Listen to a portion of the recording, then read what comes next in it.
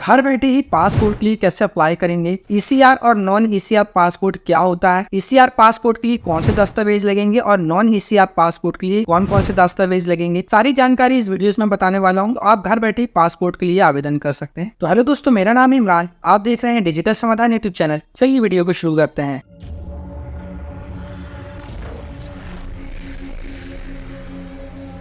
अगर यदि आप घर बैठे पासपोर्ट के लिए आवेदन करना चाह रहे हैं, मात्र यहाँ पर आप आधार कार्ड के बेस पर ही पासपोर्ट के लिए आवेदन कर सकते हैं। लेकिन जब आप अपॉइंटमेंट के लिए जाएंगे तो वहाँ पर आपको आधार कार्ड के अलावा वहाँ पर आपको कोई भी एक एडिशनल डॉक्यूमेंट्स की आवश्यकता होगी, जैसे कि pan card, voter ID card या बैंक की पासबुक। इन तीन में से कोई भी एक एडिशनल डॉक्यूमेंट्स आपके पास में मौजूद हो तो आप यहाँ पर पासपोर्ट के लिए आसानी से अप्लाई कर सकते हैं। इसके अलावा हम बात करने वाले हैं ईसीआर पासपोर्ट और non ECR passport. ECR passport क्या होता है? देखिए, ईसीआर पासपोर्ट का मतलब यह होता है कि अगर यदि आवेदक जिसका भी आप पासपोर्ट के लिए अप्लाई कर रहे हैं उसका एजुकेशन 10th क्लास से कम का है, यानी कि उसने बिल्कुल भी पढ़ाई ना की हो या फिर उसने कक्षा 10वीं से कम तक की पढ़ाई की हो, तो ऐसी स्थिति में आवेदक का ईसीआर पासपोर्ट बनेगा। और अगर यदि आवेदक ने कक्षा 10वीं पास की है या फिर कक्षा 10वीं से ऊपर की कोई भी एजुकेशन प्राप्त की है, इस कंडीशन में आवेदक का नॉन ईसीआर पासपोर्ट बनेगा। अब ईसीआर पासपोर्ट और नॉन ईसीआर पासपोर्ट में फर्क क्या होता है? देखिए, ईसीआर पासपोर्ट में अगर यदि आवेदक विदेश में कहीं पर भी काम के लिए अप्लाई करता है, यानी कि कमाने के तौर पर जाना चाहता है, तो लेबर बेस पर जा सकता है। लेबर बेस पर यानी कि माली या फिर कहीं पर भी मॉल में काम करना, सफाई कर्मचारी या फिर ड्राइवर के तौर पर, यानी कि लेबर वर्क जो होते हैं इनके तौर पर वह जा सकता है। लेकिन एज अ एम्प्लॉय के तौर पर अगर यदि जाना चाहता है, जैसे कि कोई भी बड़ी मल्टीनेशनल कंपनी पर जॉब के लिए अप्लाई करना चाहता है, तो वहां पर वह नॉन ईसीआर पासपोर्ट की मदद से ही कर पाएगा। एज अ एम्प्लॉय के तौर पर अगर यदि आप किसी भी मल्टीनेशनल कंपनी या बड़ी कंपनी पर टेक कंपनी में काम करना चाहते हैं, तो वहां पर आपको नॉन ईसीआर पासपोर्ट की आवश्यकता होगी। और नॉन ईसीआर पासपोर्ट आपको मात्र कक्षा 10वीं या फिर उसके ऊपर की एजुकेशन प्राप्त करने पर ही नॉन ईसीआर पासपोर्ट बनता है। अब आपके समझ में आ गया होगा कि ईसीआर पासपोर्ट और नॉन ईसीआर पासपोर्ट क्या कहलाता है। अगर यदि आप ईसीआर पासपोर्ट के लिए अप्लाई करते हैं, तो यहाँ पर आपको पासपोर्ट के अपॉइंटमेंट के वक्त सिर्फ और सिर्फ आधार कार्ड और उसके अलावा कोई भी एडिशनल डॉक्यूमेंट्स जो आपके पास में मौजूद हो, पैन कार्ड, बैंक की पासबुक या वोटर आईडी कार्ड, इनमें से कोई भी एक एडिशनल डॉक्यूमेंट्स की आपको आवश्यकता होने वाली है। इसी के बेस पर ही आप अपना ईसीआर पासपोर्ट बनवा सकते हैं। अब अगर यदि आप नॉन ईसीआर पासपोर्ट बनवाना चाहते हैं, तो जैसे कि मैंने आपको बताया, नॉन ईसीआर पासपोर्ट के लिए यहाँ पर आपको 10th क्लास या फिर उसके ऊपर की एजुकेशन होना चाहिए। आधार कार्ड के अलावा 10th की मार्कशीट और फिर जो भी आपने हाई एजुकेशन यहाँ पर दर्शाया है, ग्रेजुएशन या फिर 12th क्लास, तो यहाँ पर आधार कार्ड, 10th की मार्कशीट और इसके अलावा जो भी आपका हाई एजुकेशन है उसका फाइनल रिजल्ट यानी कि फाइनल मार्कशीट यहाँ पर आपको अपॉइंटमेंट के वक्त देनी होगी। तो यही होता है नॉन ईसीआर पासपोर्ट। अब हम बात करते हैं कुछ महत्वपूर्ण दस्तावेजों की। देखिए, अगर यदि आप यहाँ पर पासपोर्ट के लिए अप्लाई कर रहे हैं, तो सबसे पहले आपको आधार कार्ड को अच्छे से चेक कर लेना है कि आपके आधार कार्ड में जो भी आवेदक का नाम है और आवेदक की डेट ऑफ बर्थ और आवेदक के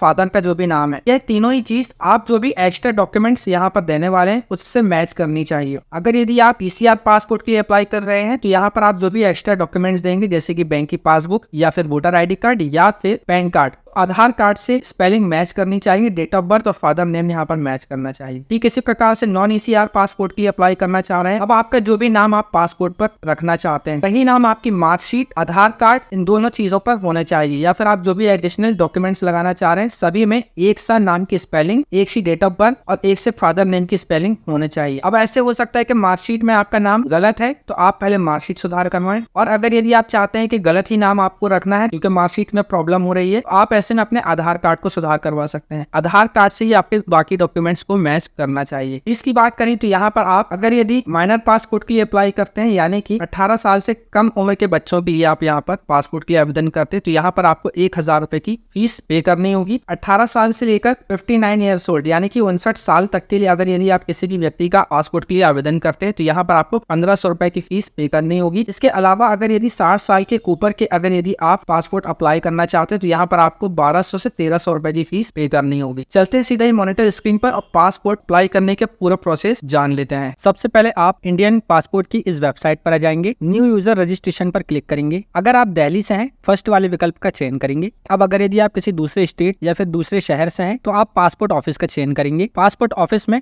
मेन पासपोर्ट ऑफिस आपका कहाँ का है, सिटी का चयन कर लेना है। मैं यहाँ भोपाल का चयन कर लेता हूँ। आवेदक का यहाँ पर फर्स्ट नेम और लास्ट नेम एक साथ में ही दर्ज कर सकते हैं। अगर कोई सरनेम हो तो यहाँ पर लास्ट में सरनेम भी दे सकते हैं, अन्यथा आप इसे छोड़ भी सकते हैं। डेट ऑफ बर्थ का आप यहाँ से चयन कर लेंगे। इस बॉक्स में आपको ईमेल आईडी दर्ज कर देना है। ईमेल आईडी एक्टिव होनी चाहिए क्योंकि उस पर आपको एक एक्टिवेशन का लिंक पहुंचाया जाएगा। अब यहाँ पर यस पर क्लिक कर देंगे। यस पर इसलिए क्लिक करना है क्योंकि यहाँ पर बोला जा रहा है कि आप इसी ईमेल आईडी को यूजर लॉगिन आईडी बनाना चाहते हैं, हाँ या ना। तो हम यहाँ पर यस पर ही क्लिक कर देंगे। लॉगिन आईडी यहाँ पर अपने ही आप ले लेगा क्योंकि अब आपकी ईमेल आईडी ही आपकी यूजर आईडी बन चुकी है। स्ट्रॉन्ग पासवर्ड आप यहाँ पर टाइप कर लेंगे। पहला अक्षर कैपिटल में रख लेना है, उसके बाद स्मॉल, फिर कुछ भी @ या स्टार या सिंबल्स, कुछ भी सिंबल्स दे देना है, फिर उसके बाद नंबर दे देना है। ठीक सेम पासवर्ड आपको नीचे भी टाइप कर लेना है। हिंट क्वेश्चन में इनमें से कोई भी आप एक क्वेश्चन सिलेक्ट कर सकते हैं और हिंट आंसर में आप उसका आंसर दे सकते हैं। इस कैप्चर कोड को बॉक्स में फिल करके रजिस्टर पर क्लिक करेंगे। अब रजिस्टर ईमेल आईडी पर आपको लिंक सेंड किया गया है। अब इसके बाद आपको आपके रजिस्टर्ड ईमेल आईडी पर इस लिंक के ऊपर आपको क्लिक करना है। यहाँ पर आपने जो भी यूजर आईडी बनाया हुआ था उस यूजर आईडी को आपको यहाँ दर्ज करना है। मेरे केस में मैंने अपनी ईमेल आईडी को ही यहाँ पर यूजर आईडी बनाया हुआ था। यूजर आईडी दर्ज करने के बाद सबमिट पर क्लिक करना है। यहाँ पर आपका अकाउंट वेरीफाई हो जाएगा। इसके बाद आपको दोबारा से पासपोर्ट के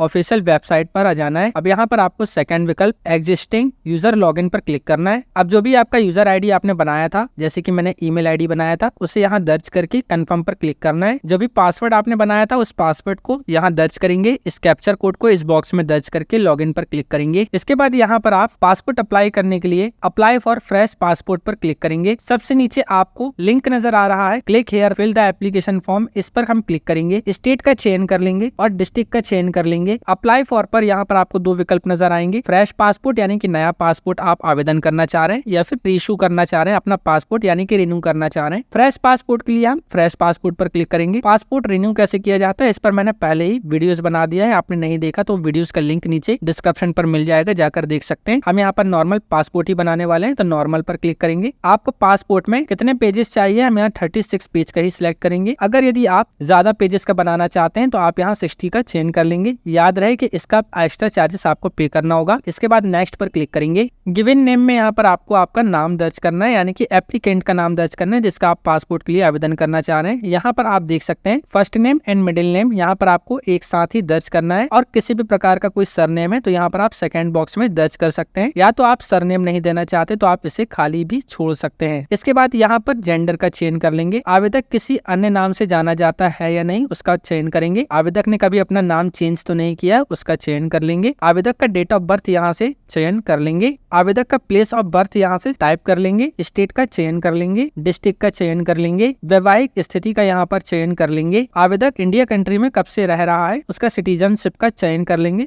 बर्थ से रह रहा है पैदाइश से तो बर्थ का चयन करेंगे। आवेदक के पास अगर पहले से ही पैन कार्ड या फिर वोटर आईडी कार्ड है, अगर यदि है तो उसकी जानकारी इनमें से किसी एक की जानकारी दे देंगे, अन्यथा आप इसे छोड़ सकते हैं। अगर है तो आप दे देंगे। इसके बाद एम्प्लॉयमेंट टाइप का चयन कर लेंगे कि आवेदक आखिर करता क्या है। अगर इनमें से कुछ भी नहीं है तो आप अदर का चयन कर सकते हैं। अब अगर यदि आवेदक 18 वर्ष से कम है और उसके माता पिता किसी सरकारी जॉब में है तो यस का चयन करेंगे, अन्यथा नो का चयन कर लेंगे। इसके बाद विकल्प आता है क्वालिफिकेशन का और उसके नीचे आपको नॉन ECR कैटेगरी पासपोर्ट का चयन करने का विकल्प आता है। सबसे पहले मैं आपको बता देता हूँ कि ECR और नॉन ECR पासपोर्ट क्या कहलाता है। देखिए ECR पासपोर्ट का मतलब होता है कि अगर यदि आवेदक ने 10वीं कक्षा से कम स्तर की पढ़ाई की हुई है तो उसका पासपोर्ट ECR पासपोर्ट कैटेगरी में आएगा, और अगर यदि आवेदक ने कक्षा 10वीं या फिर उससे उच्च श्रेणी की शिक्षा प्राप्त की है तो उसका पासपोर्ट की कैटेगरी नॉन ECR में आएगी। यहाँ पर आपको दो विकल्प मिलते हैं, यस या नो, तो आप उसके अनुसार चयन कर सकते हैं। अन्यथा आप यहाँ जो भी विकल्प चयन करेंगे तो वह ऑप्शन यहाँ पर अपने ही आप सिलेक्ट हो जाएगा। मैं जिस आवेदक का पासपोर्ट अप्लाई कर रहा हूँ उसने यहाँ पर कक्षा 5th तक का पढ़ाई की हुई है तो मैं यहाँ पर 7th एंड पास लेस का चयन करूंगा। आप यहाँ पर अपने अनुसार से यस या नो का चयन कर सकते हैं। मेरा ECR पासपोर्ट में आ रहा है क्योंकि यहाँ पर 7 और पास लेस पर मैंने क्लिक किया है तो यहाँ पर मैं नो का चयन करूंगा। यस का चयन हमें तब करना है जब क्लास 10th या फिर उसके उच्च श्रेणी की शिक्षा योग्यता स्तर यहाँ पर शो करें। आवेदक का बॉडी में किसी भी प्रकार का विजिबल मार्क है तो आप यहाँ पर बता सकते हैं, अन्यथा आप इसे छोड़ सकते हैं। आधार कार्ड नंबर पर आपको आवेदक के 12 अंकों का आधार कार्ड नंबर दर्ज कर देना है। आई एग्री के बॉक्स को यस पर क्लिक करके सेव माई डिटेल्स पर क्लिक करना है। इसके बाद दोबारा से ही आपको सेम जानकारी नजर आएगी, आपको कुछ भी नहीं करना है, दोबारा से फिर फिर से नीचे आना है, दोबारा से यस के विकल्प को आपको टिक करना है। फिर सेकंड टाइम में आपको सेव माय डिटेल्स पर क्लिक नहीं करना है बल्कि नेक्स्ट पर क्लिक करना है। इसके बाद यहाँ पर आपको फादर्स का नेम दर्ज करना है। फादर्स का नेम यहाँ पर फर्स्ट नेम और लास्ट नेम सिंगल बॉक्स में आपको एक साथ दर्ज करना है। अगर सरनेम है तो आप यहाँ सरनेम के विकल्प पर सरनेम दर्ज कर देंगे। सरनेम नहीं देना चाहते या नहीं है तो आप इस बॉक्स को सरनेम के छोड़ सकते हैं। ठीक इसी प्रकार से मदर का फर्स्ट नेम और लास्ट नेम एक ही बॉक्स में यहाँ दर्ज कर देना है और सरनेम अगर कोई है तो यहाँ पर दे देंगे, अन्यथा इसे छोड़ देंगे। अगर माता पिता नहीं है, कोई गार्जियंस है तो यहाँ पर आप लीगल गार्जियंस का नाम अगर यदि है तो दे सकते हैं, अन्यथा आप इसे छोड़ सकते हैं। शादीशुदा की स्थिति में ही आपको ये वाला स्पाउस का विकल्प नजर आएगा। यहाँ पर अगर यदि आपकी पत्नी है या फिर पति है, उनका यहाँ पर फर्स्ट नेम और लास्ट नेम एक साथ दर्ज कर देंगे। ठीक इसी प्रकार से अगर सरनेम है तो दे देंगे, अन्यथा आप छोड़ देंगे। सभी जानकारी दे देने के बाद आप नीचे सेव माय डिटेल्स पर क्लिक करेंगे। उसके बाद आप नेक्स्ट पर क्लिक करेंगे। सेव माय डिटेल्स पर क्लिक करना इसलिए जरूरी है, किसी भी कारण से अगर यदि आप बाहर आ जाते हैं तो सेव माय डिटेल्स पर अगर यदि आप क्लिक कर देते हैं तो वह फॉर्म आपका वहां से ही स्टार्ट होगा, यानी कि आपने पहले जो भी डिटेल्स दे चुकी है तो वह डिटेल्स आपकी सेव हो जाएगी। अगर यदि आप सेव नहीं करते हैं और नेक्स्ट पर क्लिक करते जाते हैं तो पीछे का जितना भी आपने फॉर्म फिल किया है तो उसका बैकअप आप नहीं ले पाएंगे, यानी कि वह आपको फॉर्म फिर से भरना पड़ेगा। इसलिए आप सेव माय डिटेल्स पर जरूर से क्लिक करते चलें नेक्स्ट पर क्लिक करने से पहले। इसके बाद नेक्स्ट पर क्लिक करेंगे। अब यहाँ पर एड्रेस पूछा जा रहा है। अगर यदि आवेदक इंडिया के बाहर रहता है तो यस पर क्लिक करेंगे और उसका एड्रेस फिल कर देंगे। अगर इंडिया में ही रहता है तो नो पर ही क्लिक रहने देंगे और आधार में उसका जो भी एड्रेस है उस एड्रेस को यहाँ पर फिल कर देंगे। आपको यहाँ पर 45-46 कैरेक्टर ही मिलते हैं, तो इसलिए आपको शॉर्ट में ही एड्रेस लिखना है। जो मेन एड्रेस होगा सिर्फ वही आपको शॉर्ट में लिखना है। आवेदक की सिटी का नाम दर्ज कर देना है। स्टेट, डिस्ट्रिक्ट और पुलिस स्टेशन कौन सा है उसका चयन कर लेना है। पोस्टल एरिया, पिन कोड और मोबाइल नंबर टाइप कर देना है। ईमेल आईडी आपको यहाँ पर दर्ज कर देना है। अब अगर यदि परमानेंट एड्रेस आपने जो एड्रेस दिया है यही परमानेंट एड्रेस है तो यस पर क्लिक कर देंगे। अब परमानेंट एड्रेस ही आवेदक का प्रेजेंट एड्रेस है तो यस पर क्लिक कर देंगे, अन्यथा नो पर क्लिक करके प्रेजेंट एड्रेस की अलग से जानकारी दे देंगे। इसके बाद सेव माय डिटेल्स पर क्लिक करेंगे, फिर नेक्स्ट पर क्लिक करेंगे। ओके का विकल्प ऊपर नजर आएगा, ओके पर क्लिक कर देंगे। दोबारा से ओके पर क्लिक करेंगे। इमरजेंसी कॉन्टेक्ट में जिस किसी व्यक्ति का भी आप यहाँ पर इमरजेंसी कॉन्टेक्ट में नाम देना चाहते हैं उसका आप यहाँ पर नाम दर्ज करेंगे, फिर स्पेस देके कॉमा लगाएंगे और जिसका आपने यहाँ नाम दिया हुआ है उसी का एड्रेस यहाँ पर दर्ज कर देंगे। उसके बाद यहाँ पर इमरजेंसी कॉन्टेक्ट में जिसका नाम दिया हुआ है उसी का मोबाइल नंबर आपको यहाँ दर्ज कर देना है। बाकी टेलीफोन नंबर और ईमेल आईडी आप यहाँ पर छोड़ सकते हैं। सेव माय डिटेल्स पर क्लिक करना है और फिर नेक्स्ट पर क्लिक करेंगे। आवेदक अगर यदि तिब्बत से बिलोंग करता है तो यस पर क्लिक करेंगे, अन्यथा नो पर ही क्लिक रहने देंगे। आवेदक की डिटेल पहले से ही पासपोर्ट सेवा केंद्र में मौजूद है, यानी कि किसी भी प्रकार का पासपोर्ट उसका बना हुआ है। अगर बना हुआ है तो डिटेल्स अवेलेबल पर क्लिक करेंगे। अगर फ्रेश पासपोर्ट बना रहा है तो यहाँ पर डिसेबल नॉट अवेलेबल पर क्लिक करेंगे। क्या आवेदक ने पहले कभी पासपोर्ट के लिए आवेदन किया था और पासपोर्ट उसको नहीं प्राप्त हो पाया है या फिर किसी कारण से पासपोर्ट की इंक्वायरी फेल हो गई थी तो उसके लिए यस पर क्लिक करेंगे, अन्यथा नो पर ही क्लिक रहने देंगे। फिर सेव माय डिटेल्स पर क्लिक करेंगे और नेक्स्ट पर क्लिक करेंगे। अब यहाँ पर कुछ इंपॉर्टेंट डिटेल्स आपसे पूछी जा रही है तो आपको उसका आंसर यस या फिर नो में सिलेक्ट करके देना है। जैसे कि आपका किसी भी प्रकार का कोई केस तो नहीं चल रहा है, कोई क्रिमिनल रिकॉर्ड तो नहीं है और इससे अलग रिलेटेड के भी आपको यहाँ पर क्वेश्चंस पूछे जा रहे हैं। अगर यदि आपको इंग्लिश नहीं आती तो आप उसे यहाँ से कॉपी कर सकते हैं जो भी आपसे क्वेश्चंस पूछे जा रहे हैं। ब्राउजर पर आपको गूगल ट्रांसलेट पर आ जाना है और यहाँ पर आपको इंग्लिश टू हिंदी का चयन कर लेना है और उस टेक्स्ट को यहाँ पर पेस्ट कर देना है। तो अब आपको यहाँ पर उसका हिंदी ट्रांसलेट भी मिल जाएगा, जिससे कि आप आसानी से समझकर वहाँ यस या नो में जवाब दे सकते हैं। इसके बाद सेव माय डिटेल्स पर क्लिक करेंगे और नेक्स्ट पर क्लिक करेंगे। आपके पासपोर्ट में जो भी नाम और डिटेल्स प्रिंट होकर के आना है ठीक उसी प्रकार की एक आपको पासपोर्ट के फ्रंट और बैक पेज की प्रति यहाँ पर नजर आ रही है। आप इसका प्रिंट आउट ले सकते हैं और बहुत ही अच्छे तरह से सभी जानकारी विथ स्पेलिंग चेक कर लें, क्योंकि अब आप नेक्स्ट करने के बाद किसी भी प्रकार का सुधार नहीं कर पाएंगे। तो अच्छे से आप सारी डिटेल्स इसमें चेक कर लें। जो भी डिटेल्स आपको यहाँ नजर आ रही है same as it is spelling और डिटेल्स आपके पासपोर्ट में भी प्रिंट होकर के आएगी। जानकारी सही है तो नेक्स्ट पर क्लिक करेंगे। बर्थ प्रूफ के लिए आपको यहाँ पर कुछ डॉक्यूमेंट्स दिखाए जा रहे हैं, आप किसी का भी चयन कर सकते हैं। मैं यहाँ पर आधार का चयन करूंगा। एड्रेस प्रूफ के लिए भी यहाँ पर कुछ डॉक्यूमेंट्स दिखाए जा रहे हैं, इनमें से किसी भी डॉक्यूमेंट्स का आप चयन कर सकते हैं जो कि आपके पास में मौजूद होना चाहिए। मैं यहाँ पर भी आधार कार्ड का ही चयन कर लेता हूँ। प्लेस में आपको आवेदक के प्लेस का नाम टाइप कर देना है। जिस डेट में आप फॉर्म फिल कर रहे हैं उस डेट को यहाँ पर मेंशन किया गया है, इसमें कोई भी चेंज नहीं करना है। नीचे आई एग्री के बॉक्स को टिक कर देना है। सेव माय डिटेल्स में क्लिक कर देना है। अब आपकी सभी जानकारी जो आपने भरी है वह पूरी तरह से सेव हो चुकी है। किसी भी प्रकार का सुधार करना चाहते हैं तो प्रीफ पर जाकर के आप सुधार कर सकते हैं। भरा गया फॉर्म आप जानकारी देखना चाहते हैं कि आपने कोई भी जानकारी दी है सही है या नहीं, तो प्रीव्यू एप्लीकेंट फॉर्म पर क्लिक करके आप अपनी सभी जानकारी यहाँ से देख सकते हैं। सभी जानकारी सही है तो सबमिट फॉर्म पर क्लिक कर देंगे। सबमिट करने के बाद आप किसी भी प्रकार का सुधार नहीं कर पाएंगे। इसके बाद आपको सीधा ही पेमेंट मोड पर ले जाया जाता है। आपको पे एंड शेड्यूल अपॉइंटमेंट पर क्लिक कर देना है। हम यहाँ पर ऑनलाइन ही पेमेंट करेंगे, तो यहाँ पर ऊपर बैंक को सिलेक्ट करके नेक्स्ट पर क्लिक करेंगे। दोबारा से नेक्स्ट पर क्लिक करेंगे। राइट में आपको आपके नजदीकी शहर या फिर शहर में ही जो भी पासपोर्ट सेवा केंद्र है उनके नाम और अपॉइंटमेंट डेट की एबिलिटी शो हो रही है। आप यहाँ पर देखकर उस डेट में ही अपॉइंटमेंट बुक कर सकते हैं, या फिर आप लोकेशन पर क्लिक करेंगे। जिस किसी ऑफिस से भी आप अपॉइंटमेंट लेना चाहते हैं, आप उस शहर के पासपोर्ट सेवा केंद्र को चयन कर लेंगे। नीचे इस कैप्चर कोड को बॉक्स में फिल कर देंगे, फिर नेक्स्ट पर क्लिक करेंगे। अब जो भी सबसे नजदीकी डेट है वह यहाँ पर आपको शो हो रही है। अगर यदि आप इस डेट के अलावा कोई दूसरी डेट लेना चाहते हैं तो नीचे कैलेंडर पर आप सिलेक्ट करेंगे, तो उसके अलावा दूसरी और अन्य डेट भी यहाँ पर ग्रीन कलर के बॉक्स में शो हो जाएगी। याद रहे, ग्रीन कलर के बॉक्स में जो भी डेट शो हो रही है आप सिर्फ वही डेट अपॉइंटमेंट के लिए बुक कर सकते हैं। डेट सेट कर लेने के बाद पे एंड बुक अपॉइंटमेंट पर क्लिक करेंगे। ओके आई अंडरस्टैंड पर क्लिक करेंगे। अब पेमेंट मोड पर ले जाया गया है। आप अलग अलग माध्यम से पेमेंट कर सकते हैं, जिस माध्यम से भी आप करना चाहते हैं। यहाँ पर आपको ट्रांजेक्शन चार्जेस की भी डिटेल्स नजर आ जाएगी। मैं यहाँ पर यूपीआई के माध्यम से पेमेंट करना चाहता हूँ, तो यूपीआई का चयन कर लेंगे, क्यूआर कोड का चयन कर लेंगे, या फिर आप यूपीआई आईडी के माध्यम से भी कर सकते हैं। दिख रहे कोड को अपने मोबाइल से स्कैन कर लेंगे और इसकी पेमेंट कर लेंगे। फीस यहाँ पर आपको शो हो रही है। पेमेंट हो जाने के बाद प्रिंट एप्लीकेशन रिसिप्ट पर क्लिक करेंगे। दोबारा से प्रिंट एप्लीकेशन रिसिप्ट पर क्लिक करेंगे। ओके पर क्लिक करेंगे। यहाँ पर आपको आपकी रिसिप्ट नजर आ जाएगी। इसके बाद आपको इस पेज का प्रिंट आउट ले लेना है, जिस पेज पर आपको आपका बैच नंबर और सीक्वेंस नंबर दोनों ही चीज शो हो रहा है। पासपोर्ट सेवा केंद्र का पूरा एड्रेस आपको यहाँ पर शो हो रहा है, अपॉइंटमेंट डेट और साथ ही साथ रिपोर्टिंग टाइम भी शो हो रहा है। दिए हुए रिपोर्टिंग टाइम के अनुसार आपको ठीक इसी समय पर आपको रिपोर्टिंग देना है, यानी कि डॉक्यूमेंट्स को सबमिट करना है। आपकी जानकारी पसंद आई होगी। इसी प्रकार के अन्य और जानकारी और टिप्स के लिए डिजिटल समाधान को अभी सब्सक्राइब और फॉलो जरूर करें। तो मिलते हैं अगली वीडियोस में।